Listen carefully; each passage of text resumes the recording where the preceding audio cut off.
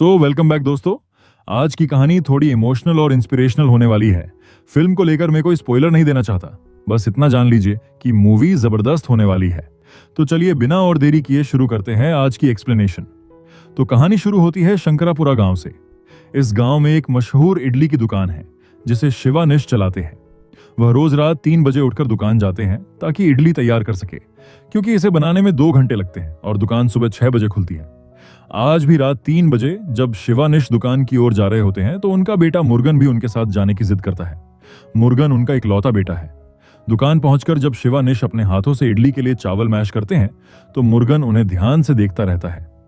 इडली बनाने का काम पूरा होने के बाद इडली तैयार की जाती है, साथ ही उसके साथ परोसे जाने वाला सांभर भी बनाया जाता है।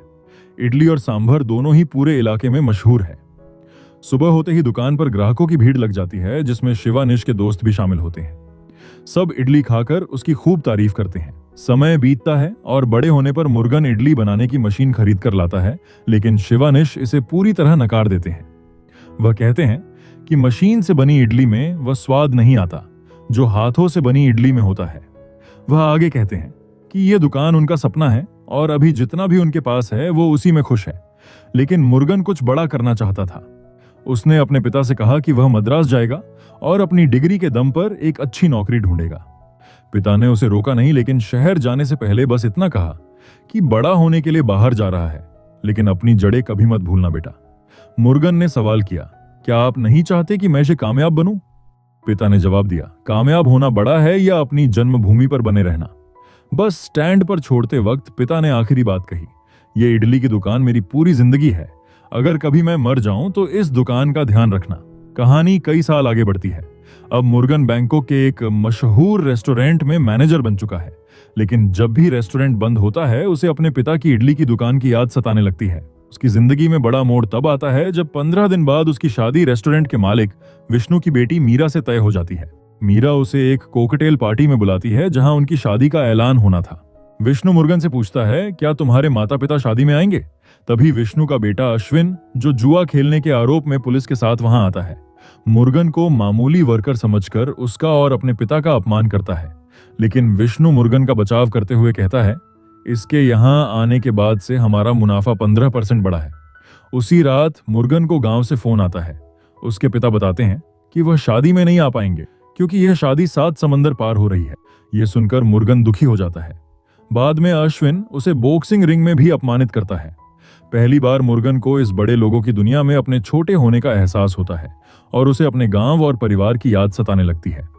अगले दिन कोकटेल पार्टी के बीच मुर्गन को उसकी मां का फोन आता है। मुर्गन उम्मीद से पूछता है, क्या पिताजी शादी में आने के लिए मान गए? तब मां कहती है, बेटा तुम्हारे पिताजी अब इस दुनिया में नहीं रहे। यह सुनते ही मुर्गन का दिल टूट जाता है। विष्णु उसे संभालता है, लेकिन साफ कह देता है कि शादी की तारीख आगे नहीं बढ़ाई जाएगी। लेकिन मीरा अपने पिता को मनाकर शादी की डेट आगे बढ़वा देती है। मुर्गन उसी रात पिता को आखिरी बार देखने के लिए एयरपोर्ट भागता है। मीरा उसके साथ रामराजन को भेज देती है। उड़ान के दौरान मुर्गन बस अपने पिता की तस्वीर देखता रहता है और अफसोस करता है कि काम के दबाव में वह इतने साल घर तक नहीं जा पाया। गांव पहुंचने पर पूरे घर में मातम पसरा था। जो लोग उनकी इडली खाने आते थे वे भी दुखी थे कि अब उन्हें वैसी इडली कहां मिलेगी। अंतिम संस्कार मुर्गन का इंतजार कर रहा था। घर पहुंचकर मुर्गन अपनी मां को उदास बैठा पाता है। अंतिम संस्कार के बाद रामराजन वापस लौटने की इजाजत मांगता है। तभी गांव की लड़की कायल मुर्गन को रोककर बताती है कि उसकी मां ने 2 दिन से कुछ नहीं खाया। वह मुर्गन से विनती करती है कि वह इस बार यही रुक जाए और वापस न जाए। तभी घर के अंदर से मां की आवाज आती है, रात के 3 बज गए, दुकान खोलनी होगी। मुर्गन अपनी मां को लेकर दुकान जाता है। दुकान की दीवारें, बर्तन, सामान सब देखकर उसे अपने माता पिता की मेहनत याद आने लगती है। मां भावुक होकर कहती है, इन 4 दीवारों में मुझे हर पल तुम्हारे पिता दिखाई देते हैं। मुर्गन मां से कहता है कि वह उसके साथ बैंकॉक चले, लेकिन मां मना कर देती है। मैं इस दुकान, इस गांव और अपने लोगों को छोड़कर कहीं नहीं जाऊंगी। उसी रात मुर्गन की मां भी हमेशा के लिए इस दुनिया को अलविदा कह देती है। एक ही दिन में मुर्गन ने अपने माँ बाप दोनों को खो दिया। कायल ने उसके घर की सफाई की क्योंकि वही उसके माता पिता का ख्याल रखती थी। जब मुर्गन ने धन्यवाद कहा तो कायल ने जवाब दिया कि मैंने ये तुम्हारे लिए नहीं किया। तुम्हारी मां ने जाने से पहले कहा था कि मेरे बेटे का ध्यान रखना। रामराजन मीरा के कहने पर मुर्गन को वापस चलने के लिए कहता है, लेकिन मुर्गन कुछ दिन और रुकने की बात करता है। तब रामराजन उसे भड़काते हुए कहता है, माँ बाप की यादें यहां तुम्हें तकलीफ ही देंगी, इडली की दुकान बेचकर यहां से चले जाओ। वह मुर्गन को माचीराम नाम के आदमी के पास ले जाता है, जो 7 लाख में दुकान खरीदने को तैयार था। मुर्गन मान जाता है और अगली सुबह साइन करने का फैसला होता है। ये बात कायल तक पहुंचती है तो वह नाराज हो जाती है।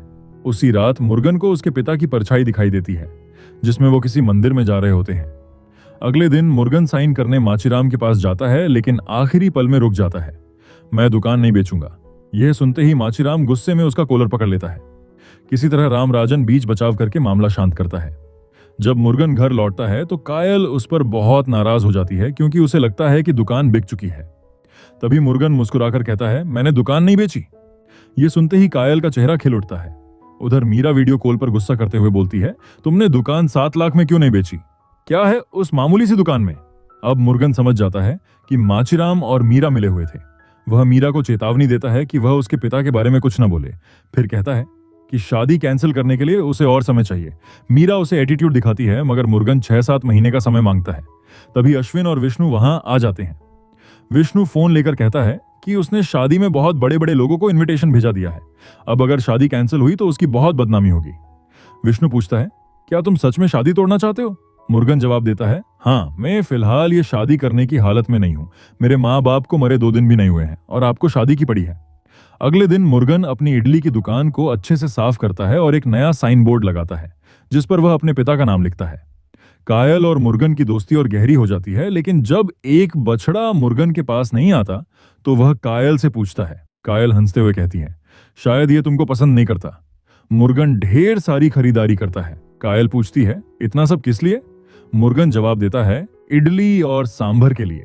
यह सुनकर कायल खुश हो जाती है। उस रात मुर्गन 3 बजे का अलार्म लगाकर सोता है। 3 बजे उठकर वह ठंडे पानी से नहाता है और दुकान पहुंच जाता है। 4 बजे वह इडली के लिए चावल प्रोसेस करना शुरू करता है, लेकिन 5 मिनट में ही उसके हाथों में चोट लग जाती है। थोड़ी देर बाद कायल भी उसकी मदद को आती है, पर वह भी थक जाती है। मुर्गन थके स्वर में कहता है, पिताजी 2 घंटे लगातार कैसे काम करते थे? बहुत मुश्किल से इडली तैयार की जाती है। वह सबसे पहले पिता के दोस्त और राम राजन को खिलाता है। दोस्त स्वाद चखकर कहता है, इडली में स्वाद तो है, लेकिन शिवानिश जैसी नहीं। उनकी इडली ज्यादा नरम और स्वाद में बेहतरीन होती थी। फिर भी इलाके में मुर्गन की इडली को अच्छा रिस्पॉन्स मिलने लगता है, लेकिन 2-3 दिन बाद भी वह पिता जैसा स्वाद नहीं ला पाता तो लोग ताने मारने लगते हैं। विदेशी फुलझड़ी आई है ये यहाँ इडली बनाने, इसे देसी स्वाद की क्या समझ है? अब मारिसन भी ताने मारने लगता है और अपनी पराठे की दुकान की बढ़ती भीड़ का घमंड दिखाते हुए कायल को भी चिढ़ाता है। दूसरी तरफ मीरा रो रो कर परेशान हो जाती है। अश्विन अपने पिता से कहता है, उस लड़के ने हमारी नाक कटवा दी, अब मैं दिखाऊंगा उसको उसकी असली औकात। दूसरी तरफ रात को मुर्गन सपने में अपने पिता को देखता है और रोते हुए कहता है, सब कहते हैं कि मैं आपका नाम डुबा रहा हूं। क्या आपने मुझे छोड़ दिया पिताजी? मैं आपकी तरह इडली क्यों नहीं बना पा रहा? पिता मुस्कुराकर कहते हैं, बना पाओगे, बस दिल लगाकर करो, और जो कर रहे हो उसे अपना मानो। तभी मुर्गन की नींद खुलती है। वह देखता है कि वही बछड़ा उसके पास खड़ा है। वह उसे प्यार से गले लगाता है। फिर वह स्नान करता है, अपने पिता जैसे कपड़े पहनता है और बाहर निकलता है। उसे देखकर कायल और राम राजन दोनों चौंक जाते हैं। इस बार मुर्गन इडली बनाते समय बिल्कुल नहीं थकता। इडली तैयार होने के बाद वह सबसे पहले पिताजी के दोस्त को चखने के लिए देता है। जैसे ही वो टेस्ट करते हैं, भावुक होकर कहते हैं, यह तो ऐसा है जैसे शिवानिस वापस आ गए हो। पिताजी जैसा स्वाद पाने की बात सुनकर मुर्गन की खुशी की कोई सीमा नहीं रहती, लेकिन यह खुशी ज्यादा देर टिक नहीं पाती। अचानक अश्विन उसकी इडली की दुकान के सामने आ जाता है। खतरे को भांपते हुए मुर्गन कायल को तुरंत घर जाने के लिए कहता है। अश्विन गुस्से से कहता है, इस मामूली सी दुकान के लिए तूने मेरी बहन से शादी तक तोड़ दी। मुर्गन उसे समझाने की कोशिश करता है, लेकिन अश्विन सुनने को तैयार नहीं होता। वह सीधे मारपीट शुरू कर देता है और गुस्से में दुकान के साइन बोर्ड को उखाड़कर फेंकता है। जैसे ही अश्विन उस साइन बोर्ड पर पैर रखने आता है, मुर्गन उसका पैर पकड़ लेता है। बस यही से दोनों के बीच जबरदस्त झगड़ा शुरू हो जाता है। लड़ाई इतनी भयानक होती है कि मुर्गन अश्विन का पैर तक तोड़ देता है। जब वो गुस्से में और हमला करने जाता है, तभी रामराजन आकर उसे रोक लेता है और गार्ड्स घायल अश्विन को वहां से ले जाते हैं। दुकान के अंदर जाते ही मुर्गन की नजर दीवार पर लिखी पिताजी की बात पर पड़ती है, बदला कभी कुछ अच्छा नहीं लाता। ये पढ़ते ही उसका दिल भारी हो जाता है। वह रामराजन से कहता है, आज जो हुआ वो सही नहीं था, मुझे माफी मांगनी होगी। इतने में खबर मिलती है कि अश्विन गंभीर हालत में अस्पताल में भर्ती है, इसीलिए विष्णु मीरा के साथ वापस देश आ जाता है। अश्विन की हालत देखकर मीरा टूट जाती है और विष्णु का गुस्सा 7वें आसमान पर पहुंच जाता है। अस्पताल के बाहर विष्णु की नजर मुर्गन पर पड़ती है। माफी मांगने आए मुर्गन को देखते ही विष्णु भड़क उठता है। मैंने अपने बेटे को फूल तक छूने नहीं दिया और तूने उसे लहूलुहान कर दिया। अभी मुझे बहुत गुस्सा आ रहा है। सामने से हट जा वरना जहां मिलेगा वहीं मार डालूंगा। लेकिन मुरुगन इस धमकी को दिल पे नहीं लेता। वह कायल के साथ मिलकर फिर से अपनी इडली की दुकान शुरू कर देता है। रामराजन उसे समझाता भी है कि सावधान रहे, लेकिन वह किसी की नहीं सुनता। धीरे धीरे उसकी इडली भी ठीक पिताजी की तरह पूरे इलाके में मशहूर होने लगती है। इधर अश्विन धीरे धीरे ठीक होकर बदला लेने की तैयारी शुरू कर देता है और उधर मारीसन की पराठे की दुकान खाली होने लगती है, क्योंकि सब ग्राहक अब मुरुगन की इडली खाने जा रहे थे। गुस्से में मारीसन यह तक कह देता है कि जरूरत पड़ी तो उस मुरुगन को मारकर जेल भी चला जाऊंगा। वह गांव वालों के सामने कायल और मुरुगन के रिश्ते पर उल्टी सीधी बातें भी फैलाने लगता है, लेकिन लोग उसकी बातों पर ध्यान नहीं देते। एक दिन मुरुगन बछड़े के साथ एक शांत पेड़ के नीचे बैठा होता है। तभी कायल वहां आ जाती है। पूछती है, यहाँ क्या कर रहे हो? वो मुस्कुराते हुए जवाब देता है, ये जगह शांत है, अच्छा लगता है। फिर कायल एक माला दिखाकर पूछती है, बताओ ये किसने दी थी? अब साफ हो जाता है कि कायल उसे पसंद करने लगी है। मुरुगन कुछ कहने से पहले ही वह शर्माकर वहां से चली जाती है। शाम को घर लौटते वक्त मुरुगन को एहसास होता है कि कोई उसका पीछा कर रहा है। वह तुरंत रामराजन को फोन करता है और एक खास जगह पर आने को कहता है। साथ ही यह भी कहता है कि कायल को कुछ पता नहीं चलना चाहिए। तभी अश्विन अपने गुंडों के साथ उसे घेर लेता है। मुरुगन भी लड़ने को तैयार हो जाता है, लेकिन जैसे ही हमला होने वाला होता है उसे फिर से पिताजी की बात याद आ जाती है। बदला कभी कुछ अच्छा नहीं लाता, बस यही सोचकर वह पलटवार करने के बजाय सिर्फ मार खाता रहता है। अब अश्विन हैरान होकर पूछता है, उस दिन तो शेर की तरह मार रहा था, आज क्या हुआ? मुरुगन उठते हुए कहता है, हो गया तेरा बदला, अब खुश? नहीं तो और मार ले। ये सुनते ही अश्विन का गुस्सा और भड़क जाता है। वह पिस्तौल निकाल लेता है। तभी समय पर रामराजन गांव वालों को लेकर वहां पहुंच जाता है। घायल मुरुगन को तुरंत गाड़ी में बैठाया जाता है। उधर विष्णु मीरा को मंदिर भेज देता है। फिर अश्विन के सामने खड़े होकर कहता है, बदला मिल गया तुझे, अब खुश? पिताजी के मुंह से वही बात सुनकर जो कुछ ही देर पहले मुरुगन ने कही थी, अश्विन गुस्से में पूरी तरह आग बबूला हो जाता है। वह पिस्तौल उठाकर मुरुगन पर तान देता है। विष्णु उसे रोकने की लाख कोशिश करता है, लेकिन वह नहीं सुनता और गोली चला देता है। स्थिति बिगड़ते देख विष्णु तुरंत अपने सेक्रेटरी को भागने का इंतजाम करने का आदेश देता है। दूसरी तरफ रामराजन गांव वालों के साथ पुलिस स्टेशन पहुंचता है और मुरुगन के गायब होने की रिपोर्ट दर्ज कराता है। यह खबर सुनकर मैरिसन के चेहरे पर एक खतरनाक मुस्कान उभर आती है। वह खुश होता है। रामराजन पुलिस को बताता है कि विष्णु की गाड़ी में मुरुगन को ले जाया गया था। उसी समय कुछ गाड़ियां एक जगह आकर मुरुगन की बॉडी जैसा कुछ फेंक देती है। एक आदमी दौड़कर गांव वालों को यह खबर देता है। रामराजन तुरंत उस जगह की ओर निकलता है। गांव वाले विष्णु के घर के सामने जमा हो जाते हैं ताकि विष्णु परिवार के साथ बाहर न जा सके। रामराजन रास्ते में जानता है कि मीरा मंदिर में है, इसलिए वह कुछ लोगों को मुरुगन की तलाश में भेजता है और खुद मंदिर की ओर जाता है। वहां से वह मीरा को परिवार के मिलने के बहाने घर ले आता है और उसका फोन भी लेकर रख देता है। दूसरी तरफ कुछ लोग मुरुगन को घायल हालत में पाते हैं और तत्काल उसे अस्पताल में भर्ती कराते हैं। विष्णु, जो कि घर के अंदर बंद था, पता चलता है कि मुरुगन अभी भी जिंदा है और वह अस्पताल में है, इसलिए वह अपनी सुरक्षा के लिए पुलिस बुलाता है। पुलिस जल्दी आकर घर के आगे बड़ी भीड़ देखती है। भीड़ को देखकर गांव वाले धमकी देते हैं कि अगर मुरुगन को कुछ हुआ तो वे सबको मार देंगे। पुलिस ये बात विष्णु को अंदर जाकर बताती है। तब विष्णु फिर से किसी तरह सुरक्षित बाहर निकलने की व्यवस्था करने को कहता है। विष्णु अश्विन को मीरा की खबर लेने भेजता है, लेकिन अश्विन जब मीरा को फोन करता है तो रामराजन फोन कटवा देता है। मीरा रामराजन से पूछती है, बताइए मुरुगन का क्या हाल है? रामराजन बताता है, तुम्हारे पिताजी ने मुरुगन को गोली मारी है, वह अभी अस्पताल में मौत से लड़ रहा है। यह सुनकर मीरा सहम जाती है। उसे पता ही नहीं था कि ऐसा कुछ हुआ है। इसी बीच विष्णु के घर के सामने जमा गांव वालों में से किसी ने सुना कि मुरुगन जिंदा है। यह सुनकर सब लोग खुश हो उठते हैं। पुलिस भी राहत की सांस लेती है। पुलिस तब गांव के प्रधान को लेकर अस्पताल जाती है। उधर मुरुगन की देखभाल कायल कर रही होती है। जैसे ही कायल डॉक्टर को बुलाने उठती है, मुरुगन कहता है, जाने की जरूरत नहीं, तुम पास रहो तो मैं खुद ठीक हो जाऊंगा। पुलिस प्रधान को साथ लेकर अस्पताल में पहुंचती है। प्रधान मुरुगन से पूछते हैं, हमने सुना है कि विष्णु ने तुम्हें गोली मारी, क्या यह सच है? मुरुगन जवाब देता है, नहीं। जब पूछा जाता है किसने मारा तो मुरुगन कहता है, मुझे नहीं पता। पुलिस मुरुगन से मिलकर वापस विष्णु के पास आती है और गांव के प्रधान गांव वालों को बताता है कि मुरुगन ने कहा है विष्णु ने उसे गोली नहीं मारी। यह सुनकर विष्णु और अश्विन दोनों चौंक पड़ते हैं। अश्विन पूछता है, क्या उसने मेरा नाम लिया? पुलिस जवाब देती है, क्यों, क्या तुमने उसे मारा था? मुरुगन के ठीक होने की खबर रामराजन मीरा को देता है और उसे वापस घर भेज देता है। घर आकर मीरा अपने पिता से पूछती है, क्या आपने मुरुगन को गोली मारी थी? क्या यह सच है? पिता कहते हैं, नहीं। मीरा अपने पिता की बात पर यकीन नहीं कर पाती। जब पूछा जाता है कि मीरा इतनी देर कहाँ थी, तो वह बताती है कि आप लोगों ने मुर्गन को गोली मारी थी, इसलिए रामराजन और गांव वालों ने मुझे बंदी बना लिया था। यह सुनकर अश्विन का गुस्सा फिर भड़क उठता है। अश्विन अपने पिता से कहता है, उसने मेरी बहन को मारने की कोशिश की, मैं उसे खत्म करके ही रहूंगा। विष्णु कहता है, बहुत हो गया, अब जिद छोड़ दो। पर अश्विन इस बार पिता से भी नाराज दिखता है और कहता है, जब तक उसे खत्म नहीं कर दूंगा मैं नहीं रुकूंगा। इधर कायल मुर्गन को लेकर गांव लौटती है। गांव वाले मुर्गन का दिल से स्वागत करते हैं। हालांकि कुछ लोग कायल और मुर्गन के बारे में ताने भी मारते हैं। यह बात जब कायल की मां को पता चलती है तो वह नाराज हो जाती है और मुर्गन के घर जाकर कायल के सामने कहती है कि गांव वाले तुम्हारे बारे में कितनी बातें बना रहे हैं। मुर्गन कहता है, मुझे सब पता है और मैं साफ कह रहा हूं कि अगर कायल राजी हो जाए तो मैं उससे शादी करना चाहता हूं। यह सुनकर कायल खुश होती है, पर उसकी मां कायल को साथ लेकर जाने लगती है। थोड़ी दूर जाकर कायल मां से हाथ छुड़ा देती है और दौड़कर मुर्गन के पास लौट आती है। दोनों खुश होते हैं और वही रोमांस करने लगते हैं। अगले दिन मीरा मुर्गन से मिलने आती है और पूछती है, तुम्हें गोली किसने मारी थी? मुर्गन कहता है, मुझे नहीं पता। मीरा कहती है कि वह उसकी हालत समझती है। फिर मुर्गन एक मिसाल देकर कहता है, अगर मेरे माँ बाप की जगह तुम्हारे माँ बाप मर जाते तो क्या तुम शादी को जारी रख पाती? हालात वैसे ही थे। मीरा जवाब देती है, हाँ मैं समझ गई। बातचीत में मुर्गन पूछता है, तुम लोग यहाँ और कितने दिन रुकोगे? मीरा बताती है, पिताजी की फैक्ट्री का कुछ काम बाकी है तो कुछ दिन और रहेंगे।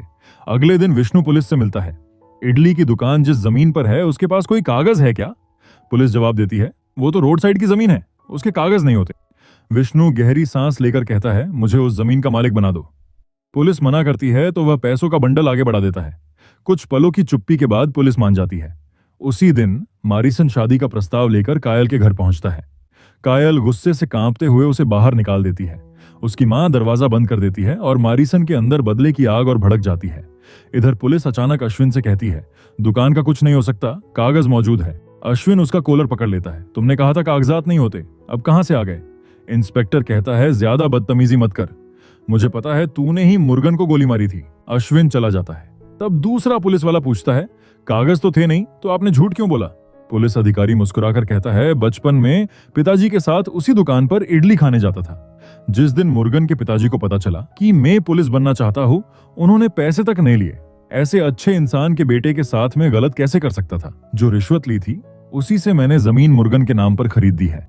अब उस दुकान के कागज है, पर वो अब मुर्गन की है। अश्विन लौटकर पिता से कहता है, बहुत हो गया, हम कल ही वापस जा रहे हैं। विष्णु ये सुनकर राहत की सांस लेते हैं। उसी रात मुर्गन और कायल शादी की शॉपिंग के लिए निकलते हैं। पीछे से मारिसन हथियार लेकर मुर्गन के घर घुसता है। मुर्गन नहीं मिलता तो वह गुस्से में बछड़े को मारने आगे बढ़ता है। तभी मुर्गन उसकी कलाई पकड़ लेता है, घसीटते हुए उसे बाहर ले आता है। फिर लड़ाई शुरू हो जाती है। मारिसन के लोग भी टूट पड़ते हैं, लेकिन मुर्गन अकेला होकर भी सबसे भिड़ जाता है। दूसरी तरफ अश्विन का दिमाग कुछ और सोच चुका था। वह डीजल का कैन लेकर इटली की दुकान पर पहुंचता है। फर्श, दीवारें, यादों से भरी वह दुकान, सब पर डीजल डालने लगता है। रामराजन दौड़कर आता है, लेकिन अश्विन उसे धक्का देकर गिरा देता है और एक जलती हुई तीली दुकान पर फेंक देता है। आग भड़क उठती है। रामराजन भागते हुए मुर्गन तक पहुंचता है। इधर मुर्गन मारिसन पर अंतिम वार करने वाला होता है, लेकिन रुक जाता है। उसकी आंखों में दर्द उतर आता है। अच्छी नौकरी छोड़कर बस पिताजी का सपना जिंदा रखने आया था, लेकिन तुम लोगों से वो भी सहन नहीं होता। हथियार फेंकते हुए मुर्गन कहता है, अगर मेरी मौत से सब ठीक होगा तो मार दो मुझे। तभी रामराजन चीखता है, दुकान जल रही है। मुर्गन दौड़ता हुआ दुकान तक पहुंचता है। आग आसमान छू रही थी। वह अंदर जाने की कोशिश करता है, लोग उसे पकड़ लेते हैं। उसकी आंखें राख बनती दुकान में खो जाती हैं, जहां उसकी पूरी जिंदगी दफन हो रही थी। अगली सुबह रामराजन मीरा को फोन करता है, तुम्हारे भाई ने दुकान में आग लगा दी, सब खत्म हो गया। मीरा भागकर पिता के सामने खड़ी होती है, तो गोली भी जरूर आपने ही चलाई होगी। अगर आपने नहीं मारी तो आपके बेटे ने मारी होगी। हम हीरो है या विलेन? अश्विन दहाड़ता है, जो किया तेरे लिए किया। मीरा उसकी पिस्तौल निकालकर उसी पर तान देती है, या तो मैं तुम्हें गोली मारूंगी या खुद को। अगले ही पल विष्णु अश्विन के गाल पर तमाचा जड़ देता है। ये मुझे बहुत पहले करना चाहिए था, तो आज ये दिन नहीं देखना पड़ता। उधर जली हुई दुकान के सामने मुर्गन और कायल खड़े हैं। काली राख, टूटी हुई दीवारें और बची हुई यादें। इसी दुकान में, इसी फर्श पर मुर्गन ने पहली सांस ली थी। अपने माँ बाप के साथ उसकी हंसी, उसकी जिंदगी और उसका बचपन, सब कुछ फ्लैश में सामने आता है और उसकी आंखों से एक आंसू गिरता है, जो जलती राख में कहीं खो जाता है। सब कुछ जलकर खाक हो चुका होता है, पर कायल अपने दर्द को गुस्से में बदल लेती है। वह मुर्गन के हाथ में हथियार थमाती है और कहती है, जिन्होंने हमारी इटली की दुकान बर्बाद की है, उन्हें खत्म कर दो। मुर्गन उसे देखता है, फिर धीरे से हथियार जमीन पर फेंक देता है। वो कहता है, दुकान खत्म नहीं हुई है कायल। इडली बनाने का सब सामान बचा है, हम फिर से शुरू करेंगे, बिल्कुल नए सिरे से। कायल की आंखों में आंसू भी है और उम्मीद भी, और फिर दोनों मिलकर फिर से दुकान बनाने में जुट जाते हैं। दिन रात मेहनत, लकड़ी, चूल्हा, बर्तन, इडली का सांचा, सब कुछ फिर से तैयार होने लगता है। और वो दिन आता है जब दुकान बिल्कुल तैयार हो जाती है। उसी दिन विष्णु, मीरा और अश्विन दुकान पर पहुंचते हैं। भीड़ शांत होती है, हवा में एक अजीब खामोशी होती है। विष्णु आगे बढ़ता है और पहली बार दिल से कहता है कि मुर्गन, मुझे माफ कर दो, मुझसे गलती हुई। फिर वह अश्विन की तरफ देखता है। अश्विन शुरुआत में चुप रहता है, लेकिन भारी मन से बहुत देर बाद धीरे से कहता है, सॉरी। मुर्गन बस सिर हल्का सा हिलाता है, ठीक है, और फिर मुस्कुराते हुए कहता है, चलो अंदर इडली खाते हैं। सब दुकान के अंदर बैठ जाते हैं। गरम गरम इडली परोसी जाती है, लेकिन मीरा का चेहरा उदास रहता है। वह कहती है कि मेरे भाई ने जो किया वह सिर्फ सॉरी से खत्म नहीं होना चाहिए। तभी रामराजन बीच में बोलता है, तो एक थप्पड़ मार देते हैं। विष्णु भी सिर हिलाता है, हाँ, सिर्फ सॉरी काफी नहीं है। सबकी नजरें मुर्गन पर जाती हैं। मुर्गन थोड़ी देर सोचता है और मुस्कुरा देता है, फिर कहता है, थप्पड़ नहीं, इसकी सजा मैं दूंगा। सब चौंक जाते हैं। मुर्गन कहता है, इडली बनाने के लिए सबसे पहले चावल तैयार करने होते हैं, आज से यह काम अश्विन करेगा। अश्विन चावल धोता है, उठाता है, छांटता है, बार बार और लगातार। थकते थकते आखिर में कह ही देता है, यार, इससे बड़ी सजा और कुछ हो ही नहीं सकती। सब हंस पड़ते हैं और माहौल हल्का हो जाता है। दुकान में हंसी, इडली की खुशबू और एक नई शुरुआत दिखाई देती है। और इसी के साथ यह कहानी यही खत्म होती है। तो दोस्तों, आपको यह वीडियो कैसा लगा कमेंट करके जरूर बताना। अगर वीडियो पसंद आया हो तो लाइक करें और ऐसे ही शानदार मूवी एक्सप्लेनेशन के लिए चैनल को सब्सक्राइब करें। मिलते हैं अगले वीडियो में, तब तक के लिए धन्यवाद।